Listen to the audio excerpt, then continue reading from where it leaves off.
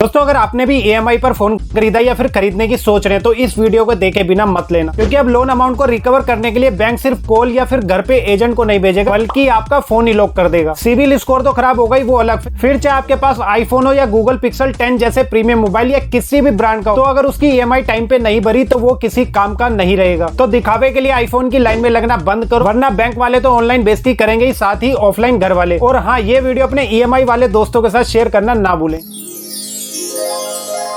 नमस्कार दोस्तों, मेरा नाम है मुकेश और आप देख रहे हैं इन्फोसर्च यूट्यूब चैनल। हाल ही में एक खबर आई है जिसमें आरबीआई एक ड्राफ्ट प्रपोजल पर विचार कर रहा है। इसमें कहा गया है कि जो बोरोवर है यानी कि जो कस्टमर है, अगर ईएमआई पे फोन लेता है और ईएमआई को डिफॉल्ट करता है तो लेंडर यानी कि बैंक या फिर वो फाइनेंस कंपनी के पास एक ऑप्शन होगा जो आपके फोन को रिमोटली लॉक कर पाएगा। यहाँ लॉक का मतलब आपका फोन पूरी तरीके से डेड तो नहीं होगा, लेकिन उस पे सिम नेटवर्क काम नहीं करेंगे। बस इसमें आप वाईफाई और ऑनलाइन एप्लीकेशन का यूज कर पाएंगे। और साधारण भाषा में बोलूं तो ये बच्चों के गेम खेलने के लिए रह जाएगा, क्योंकि इसके जो मेन फीचर है एसएमएस, कॉलिंग और इंटरनेट, वो सब कुछ बंद कर दिया जाएगा। इसके साथ साथ एक और प्रपोजल है जिससे फ्यूचर में कोई भी फाइनेंस कंपनी अपनी मनमानी कर सकती है, तो उसके बारे में वीडियो के लास्ट में डिस्कस करेंगे। वैसे तो दोस्तों आरबीआई के बहुत सारे रूल्स होते हैं, जैसे कि रिकवरी करने के लिए आपको कॉल जो आती है वो सुबह 8 बजे से ले शाम के 7 बजे के बीच में ही होनी चाहिए। कस्टमर के साथ कोई भी बदतमीजी या गाली गलौज नहीं होनी चाहिए, और जब भी लोन रिकवरी के लिए किसी कस्टमर को कॉल किया जाए तो उसकी रिकॉर्डिंग होनी चाहिए। लेकिन जमीनी हकीकत इसकी बिल्कुल अलग होती है। और अगर कभी आपके साथ भी कोई लोन का एक्सपीरियंस रहा हो, चाहे वो अच्छा हो या बुरा, तो नीचे कमेंट में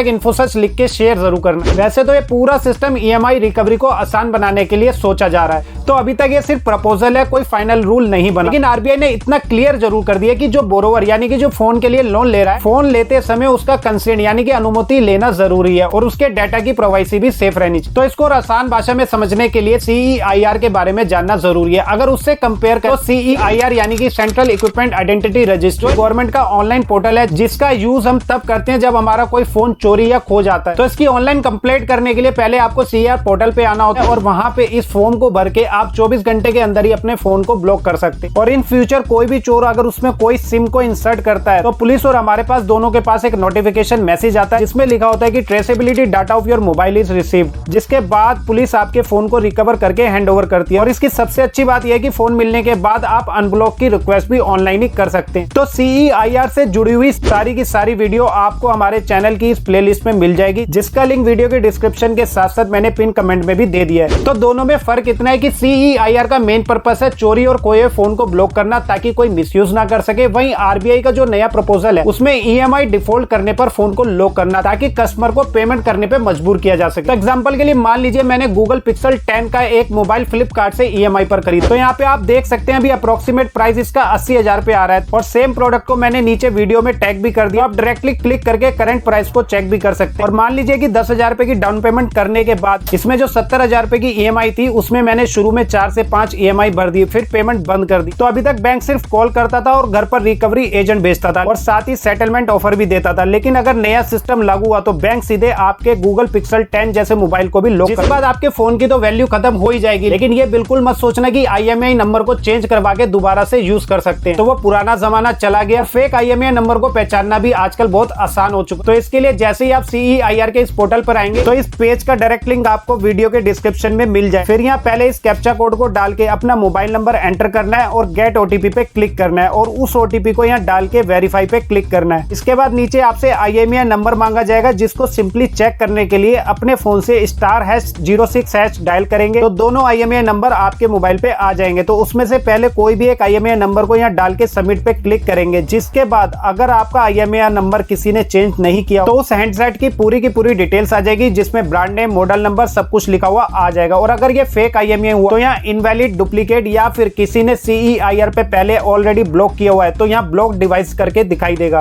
तो इस केस में आपको तुरंत ही पुलिस की मदद लेनी चाहिए। एक का काम है चोरी और खोए मोबाइल को रोकना, दूसरे का EMI डिफॉल्ट को रोकना। और जैसे ये आरबीआई का रूल कंफर्म हो जाएगा, इसके लिए आपको स्पेशल वीडियो भी मिल जाएगी। तो अब अगर फ्यूचर में कभी भी आप मोबाइल को EMI पे खरीदने जाओगे तो ये पॉइंट को जरूर चेक कर लेना कि एग्रीमेंट में फोन लॉक क्लोज लिखा है या नहीं। और जानकारी अच्छी लगे तो EMI वालों के साथ वीडियो को शेयर जरूर कर।